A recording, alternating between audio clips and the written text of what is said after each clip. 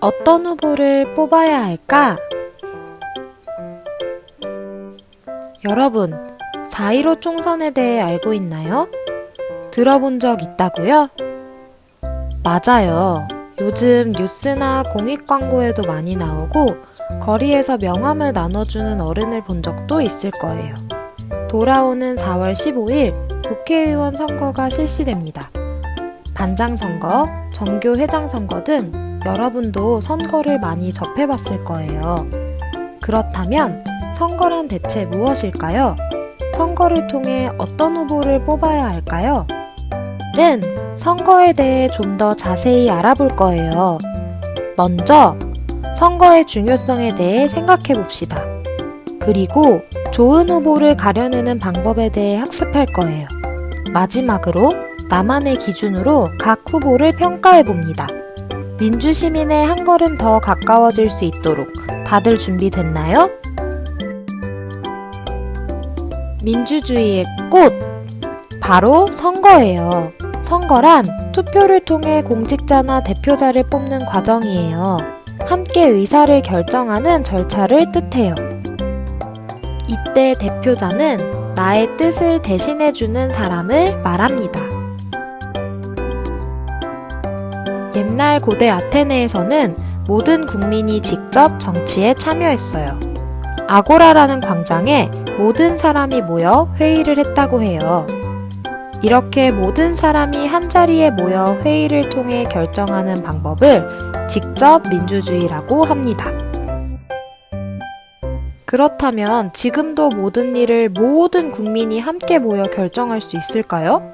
사람들은 모두 바빠요. 의사는 아픈 사람들을 돌봐야 하고, 요리사는 손님들을 위해 음식을 해야 해요. 선생님은 학생들을 가르쳐야 해요. 퇴근하면 장도 봐야 하고요. 학생들도 학교 다니느라 바쁘답니다. 어린이들도 신나게 뛰어놀아야 해서 아주 바빠요.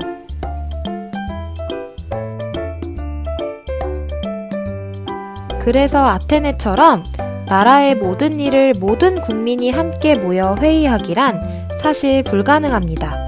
옛날과 달리 요즘은 국민의 수도 많고 나랏일도 복잡하기 때문이지요. 학교만 두고도 생각을 해봅시다. 우리 학교 학생 300명이 모두 모여 의논한다면 어떨지 상상해보세요. 그래서 대부분의 민주주의 국가에서는 대표를 뽑아 정치를 맡기고 있어요. 이런 걸 나를 대신해 정치에 참여한다고 해서 대의정치 또는 간접민주주의라고 부릅니다. 간접민주주의에서 우리는 나의 뜻을 대신 전해줄, 나를 대신해 회의에 참여하고 나를 위해 활동할 대표자를 뽑습니다. 대표자를 뽑는 것이 바로 선거예요. 4월 15일에 이루어지는 선거가 바로 국민의 대표를 뽑는 국회의원 선거랍니다.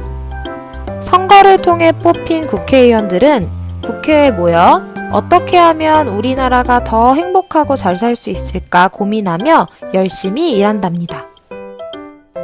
나의 생각을 잘 대신해서 나라를 잘 이끌어갈 수 있는 대표자를 뽑는 일은 매우 중요합니다. 만약 폭군 대표를 뽑으면 자기 마음대로 사람들을 괴롭힐지도 몰라요. 만약 능력이 없는 대표를 뽑으면 일을 잘 못해서 정치가 엉망이 될 거예요. 부도덕한 대표가 뽑혀 나라 돈을 자기 마음대로 펑펑 써버린다면 상상만 해도 아주 끔찍하죠? 정치가 엉망이 되면 나라 전체가 흔들릴 수 있고 나라의 발전에 방해가 된답니다.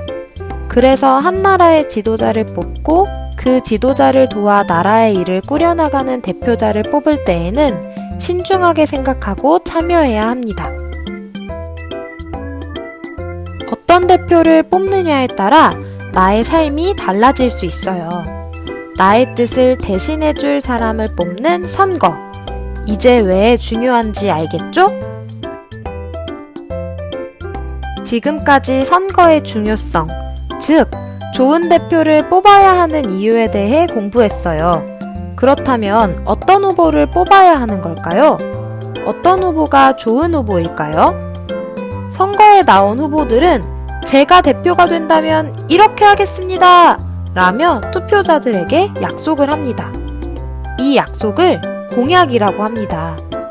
공약을 살펴보면 이 후보가 어떤 것을 중요하게 생각하는지, 어떤 계획이 있는지 등을 알 수 있습니다. 중앙선거관리위원회에서 제작한 민주주의 선거교실 애니메이션 영상을 함께 시청해 봅시다. 영상 속에는 3명의 회장 후보가 나옵니다. 세 학생은 모두 정교회장이 되면 학교를 위해 할 일을 약속합니다. 선거에 나온 후보자가 투표자에게 하는 약속을 뭐라고 했죠? 맞아요. 공약입니다. 먼저 1번 김모범 후보의 공약은 학교에서 욕설과 폭력을 뿌리 뽑겠다는 것이었습니다. 하지만 김모범 후보의 공약에는 어떻게 이 약속을 실천할 것인지에 대한 구체적인 내용이 하나도 없습니다. 기호 2번 허맹구 후보의 공약은 편의점과 햄버거 가게를 만들겠다는 것입니다. 여러분, 회장의 마음대로 학교 안에 음식점을 만들 수 있나요? 허맹구 학생의 공약은 당장 듣기에는 좋고 관심이 갈 수 있으나 실제로 이루어지기 불가능한 약속입니다. 허맹구 학생이 회장이 되더라도 편의점과 햄버거 가게가 생기지 않을 것이고, 그렇다면 학생들이 받는 혜택은 하나도 없습니다. 기호 3번 이성실 후보의 공약은 동아리 부서를 개편하겠다는 것이네요. 학생들이 원하는 분야의 동아리가 개설되지 않아 다른 분야의 동아리를 하게 되는 경우가 많았다고 하는데요. 이성실 후보는 약속을 지키기 위해 다음과 같이 말합니다. 학생 전체를 대상으로 설문조사를 하여 학생들이 희망하는 동아리를 조사합니다. 설문 내용을 바탕으로 비슷한 활동을 할 수 있는 동아리군을 모아 부서를 개편합니다. 동아리 개편은 다음 학기부터 할 수 있도록 추진합니다. 후보 3번의 공약은 학생들이 학교 생활을 하며 직접적으로 필요한 부분인 동아리 활동에 대한 내용을 담고 있습니다. 학생들 대상으로 설문조사를 하여 동아리 활동을 구성한다는 구체적인 방법도 이야기하고 있어요. 동아리 개편을 언제 할지에 대한 시간 계획도 확실합니다.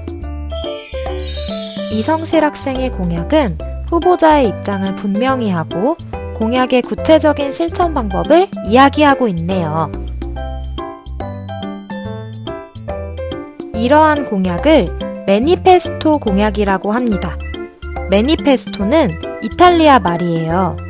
분명한 의미, 매우 뚜렷함이라는 의미를 가지고 있어요. 정당이나 후보자는 추진 일정이나 예산 마련의 근거 등이 담긴 공약을 투표자에게 제시합니다. 즉, 실천할 수 있는 약속을 구체적으로 설명하는 거죠. 투표자는 이 후보가 예뻐서 혹은 나와 같은 동네에 산다는 이유로 투표하는 것이 아니에요. 투표자는 공약을 비교하여 투표합니다. 이렇게 실천 가능한 공약을 바탕으로 이루어지는 선거를 매니페스토 선거라고 해요. 실천 가능한 공약, 구체적인 공약. 후보의 공약을 어떤 기준으로 평가해야 할지 이제 좀 알겠나요? 그럼 지금부터는 여러분이 직접 후보의 공약으로 평가해 볼 거예요. 지니키즈의 시끌벅적 펭귄나라 이야기를 시청하고 영상 속에 나오는 펭귄 대표 후보 3명의 공약을 평가해 봅시다. 가슴털 부족 펭귄의 공약은 가슴털에 바르는 참치기름을 돌리겠다는 거였어요. 쪽쪽 부족 펭귄은 모두에게 최고급 속눈썹을 나눠주겠다고 약속합니다. 앞머리 부족 펭귄은 자신이 기호 몇 번인지도 헷갈려 했어요. 공약을 이야기하지도 못했답니다.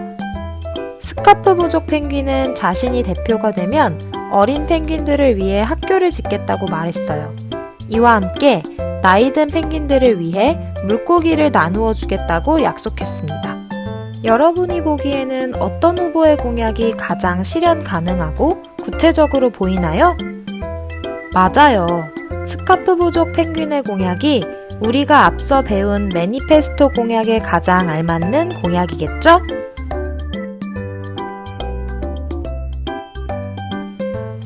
활동지를 인쇄해 각 후보의 공약에 점수를 매겨봅시다. 점수를 매긴 후 내가 만약 펭귄 나라의 시민이라면 어떤 후보에게 투표할지 모의 투표를 해주세요. 나의 투표용지를 사진으로 찍어 댓글로 달아줘도 좋아요. 어떤 펭귄이 가장 많은 표를 받는지 우리끼리 모의 선거를 해도 재미있을 것 같네요. 여러분도 언젠가 선거에 참여하는 날이 올 거예요. 나를 대신할 사람을 내 손으로 뽑는 일. 선거의 중요성을 기억하고 멋진 공약을 낸 후보를 뽑는 민주시민이 되기를 바래요. 오늘도 수고했습니다.